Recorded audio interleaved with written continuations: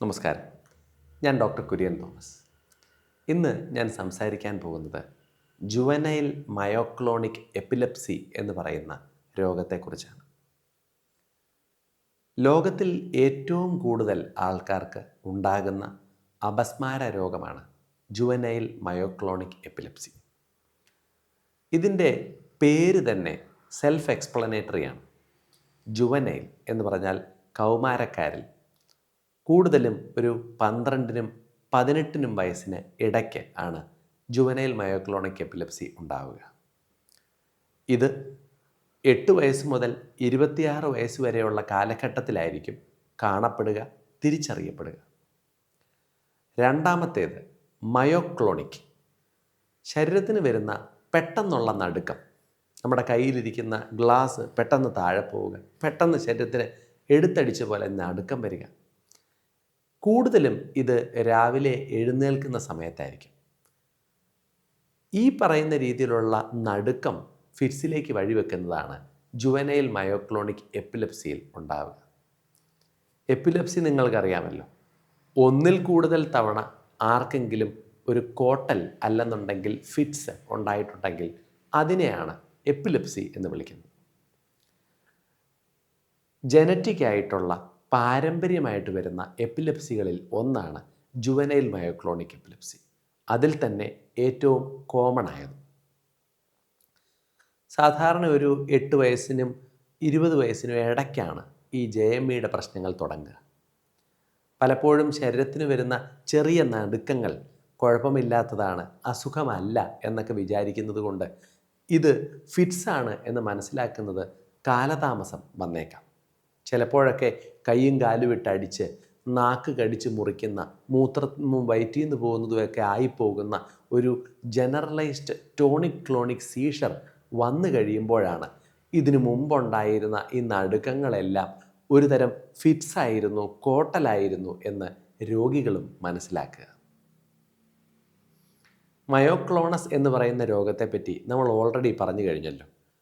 രാത്രിയിൽ കിടക്കാൻ തുടങ്ങി കഴിയുമ്പോൾ ഉറക്കത്തിലേക്ക് പൂർണ്ണമായി വീഴുന്ന ആ സമയത്തുണ്ടാകുന്ന ഹിപ്നിക് ജെർക്സ് ഒഴിച്ച് ശരീരത്തിന് നടുക്കങ്ങൾ ഉണ്ടാകുന്നു എന്നുണ്ടെങ്കിൽ അത് തീർച്ചയായും ഒരു രോഗത്തിൻ്റെ ലക്ഷണമാണോ എന്നത് നോക്കേണ്ടതുണ്ട്.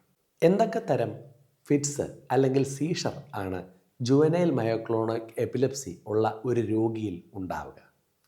പ്രധാനമായും 3 തരത്തിലുള്ള സീഷറാണ് ഇവരിലുണ്ടാവുക. ഒന്നാമത്തേത് ശരീരത്തിന് നേരത്തെ ഞാൻ പറഞ്ഞതുപോലെയുള്ള നടുക്കങ്ങളാണ്. ഇവ ഉറക്കത്തിൽ നിന്ന് എഴുന്നേറ്റ് കഴിഞ്ഞ് ഉടനെയുള്ള സമയത്തായിരിക്കും കൂടുതലായി ഉണ്ടാവുക, അതിരാവിലെ.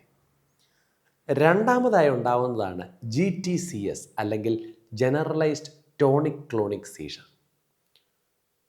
പെട്ടെന്നൊരു അലർച്ച, അതിനുശേഷം കൈയും കാലും ഇട്ട് അടിക്കുക, അതിനുശേഷം കൈയും കാലും ബലം പിടിക്കുന്നതിലേക്ക് നീങ്ങും.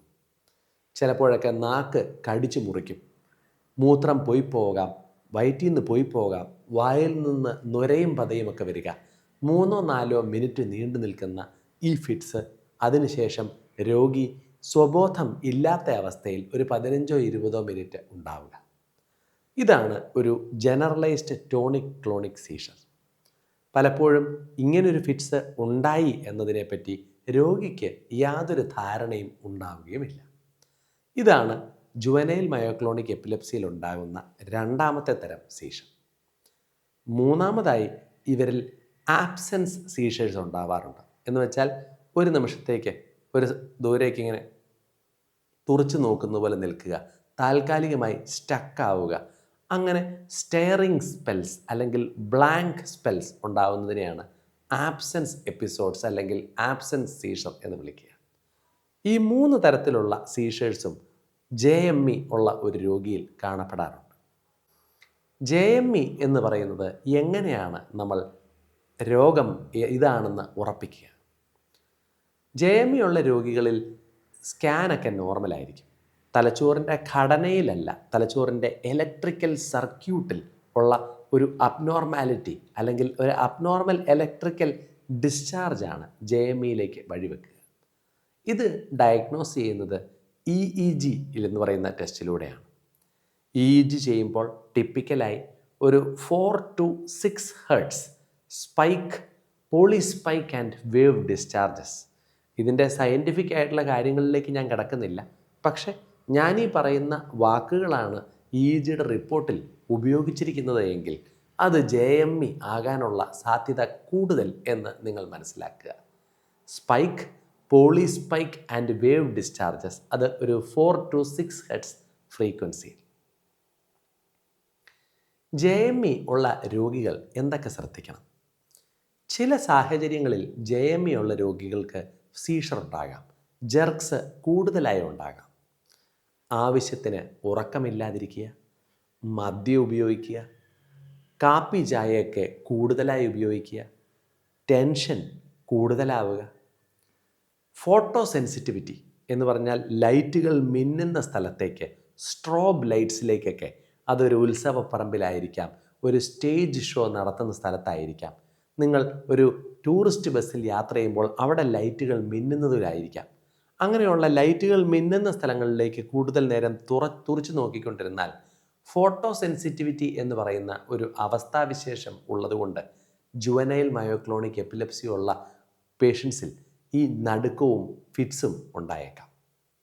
പിന്നെ ചില മരുന്നുകളൊക്കെ, അത് ട്രമഡോൾ, അൾട്രാസെറ്റ്, പിന്നെ ചില ആൻറ്റിബയോട്ടിക്കുകൾ, സിപ്രോഫ്ലോക്സസിൻ, ലിനസോളിഡ്, ഇങ്ങനെയുള്ള മരുന്നുകളൊക്കെ എടുത്താലും JME ഉള്ള രോഗികൾ വളരെ സെൻസിറ്റീവ് ആയിരിക്കും.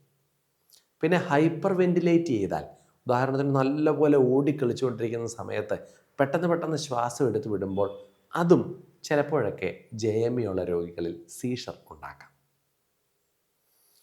എന്തൊക്കെയാണ് JMEയുടെ ചികിത്സ? നല്ല ചികിത്സ ഉള്ള ഒരു രോഗമാണ് JME. പ്രധാനമായും 3 മരുന്നുകളാണ് നമ്മൾ JMEയുടെ ചികിത്സയ്ക്കായി ഉപയോഗിക്കുക. അതിൽ ഏറ്റവും നല്ലതും പ്രധാനപ്പെട്ടതും വാൽപ്രോവേറ്റ് എന്ന് പറയുന്ന മരുന്നാണ്. പെൺകുട്ടികളിൽ ചിലപ്പോഴൊക്കെ നമ്മളിത് ഉപയോഗിക്കാതിരുന്നേക്കാം, പക്ഷെ ചിലപ്പോഴൊക്കെ ഉപയോഗിക്കാതെ വഴിയില്ല എന്നും വരും കേട്ടോ. രണ്ടാമത്തെ മരുന്ന് ലെവിട്രാസെറ്റാം എന്ന് പറയുന്ന മരുന്നാണ്. വലിയ സൈഡ് എഫക്റ്റുകളൊന്നുമില്ല, ചില ആൾക്കാർക്ക് ഒരു ഇച്ചിരി ദേഷ്യമൊക്കെ ഇച്ചിരി കൂടും എന്ന് മാത്രം.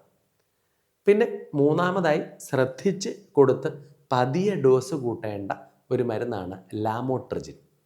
ഈ 3 മരുന്നുകളാണ് കൂടുതലും നമ്മൾ JME എന്ന് പറയുന്നതിൻ്റെ ചികിത്സയ്ക്ക് ഉപയോഗിക്കുക.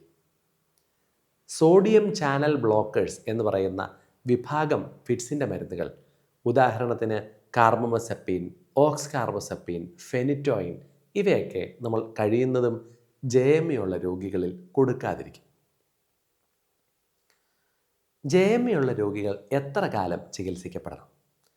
പല രോഗികൾക്കും, ചുരുങ്ങിയതൊരു 50-60% രോഗികൾക്കൊക്കെ ജീവിതകാലം മുഴുവൻ മരുന്ന് എടുക്കേണ്ടി വരാറുണ്ട്. പക്ഷെ കൃത്യമായി മരുന്ന് കഴിക്കുകയും ജീവിത രീതിയിൽ വേണ്ട മാറ്റങ്ങൾ വരുത്തുകയും ചെയ്താൽ ഒരു 3 വർഷമൊക്കെ മരുന്ന് എടുത്തതിന് ശേഷം, അതല്ല എങ്കിൽ ഒരു 25 വയസ്സ് വരെയൊക്കെ മരുന്ന് എടുത്തതിന് ശേഷം മരുന്നുകൾ നിർത്താൻ പറ്റുന്ന നല്ലൊരു വിഭാഗം രോഗികളും ഉണ്ട്.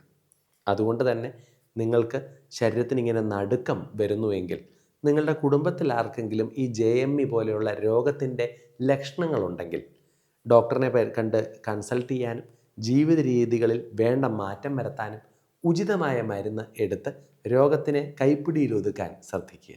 നന്ദി.